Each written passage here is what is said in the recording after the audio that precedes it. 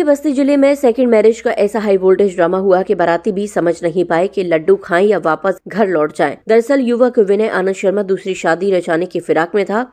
उधर पहली पत्नी रेशमा को भनक लगी और बस जैसे ही मंडप में पहुंची, दूल्हे का पूरा रोमांस धरा का धरा रह गया।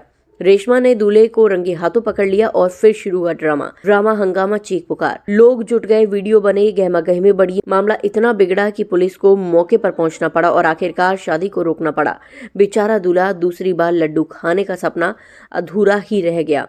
बाराती भी खाली पेट और भारी मन लेकर बेरंग लौट गए। प्यार से शुरू, ड्रामे में खत्म। गुजरात के अलंकेश्वर की रहने वाली रेशमा और बस्ती के विनय आनंद शर्मा की लव स्टोरी कॉलेज में शुरू हुई थी। दोनों ने 30 मार्च 2022 को कोर्ट मैरिज की। फिर परिवार वालों ने धूमधाम से शादी भी करा दी। सब कुछ फिल्मी की तरह चल रहा था, पर साहब दूल्हे को दूसरी कहानी लिखने का शौक चढ़ा और खेल बिगड़ गया। अब शादी कैंसिल हो गई, दूल्हा व बाराती बेरंग लौट आए। जी, मामला ऐसा है कि यहाँ पे मेरे हस्बैंड दूसरी शादी कर रहे हैं। मैटर ऐसा हुआ था कि मैं और मेरे हस्बैंड स्कूल में साथ में पढ़ते थे। हमारा 9 साल का रिलेशनशिप था। हमारे में प्यार हुआ, फिर हमने कोर्ट मैरिज किया 30/3/2022 को। फिर फैमिली की अनुमति से हमने धूमधाम से पूरा सामाजिक शादी किया 8/12/2022 को। उसके बाद मैं इनके घर पे गई रहने के लिए। मैं 1 साल तक रही। फिर उसके बाद ये मेरी फैमिली वालों से नफरत करते थे, बोलते थे तुम्हें तुम्हारी फैमिली वालों से बात नहीं करना। फिर भी मैंने इनसे रिक्वेस्ट किया कि आप हमें रक्षाबंधन पे घर जाने दें, तो उन्होंने बोला ठीक है, आपका भाई आएगा तो हम जाने देंगे। तो मेरा भाई आया और मुझे लेकर गया, लेकिन रिटर्न में ये मुझे लेने नहीं आए। इन्होंने बोला कि मैं तुम्हारे घर पे नहीं आऊंगा तुम्हें लेने, तुम्हें खुद आना है तो आ जाओ।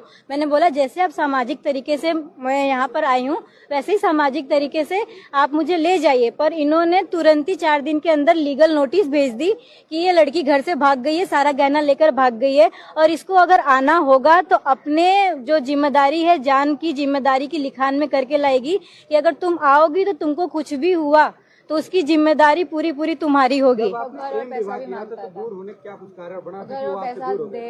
सर, वो मेरे से बार बार पैसे की डिमांड करते थे कि तुम तो कुछ लाई नहीं हो। मैंने सामान सब दिया था, बट कैश पैसे मैं ज्यादा नहीं दे पाई थी। तो उन्होंने बार बार तुम घर से ये नहीं लाई, वो नहीं लाई। मेरे पास फोटो भी है। इनको आप इनके बारे में पहले नहीं समझ पाई थी? जी, मैं इनको पहले नहीं समझ पाई थी। मैं थोड़े प्यार के जंजाल में आके मैंने इनसे रिश्ता आगे बढ़ाया और इन्होंने मेरे साथ ऐसा घात किया। और अभी हमारा केस चल रहा है कोर्ट में, अंकलेश्वर कोर्ट में, जो कि हमारा अभी डाइवोर्स फाइल नहीं हुआ है। हमारा सिर्फ 125 का केस चल रहा है और डाइवोर्स ना होने के बावजूद भी ये दोबारा शादी करने आए हैं यहाँ पे। लेकिन हिंदू रीति रिवाज में अगर डिवोर्स नहीं होता तो उसके पहले शादी नहीं होती। जी नहीं होती है, जी नहीं होती है। मैंने लड़की की बहन को जान करने की भी कोशिश की कि क्या सच्चाई है क्या नहीं, इसके बावजूद भी ये लोग ने शादी रचाया। मैंने लड़के से भी बात किया कि आप दूसरी शादी मत करें।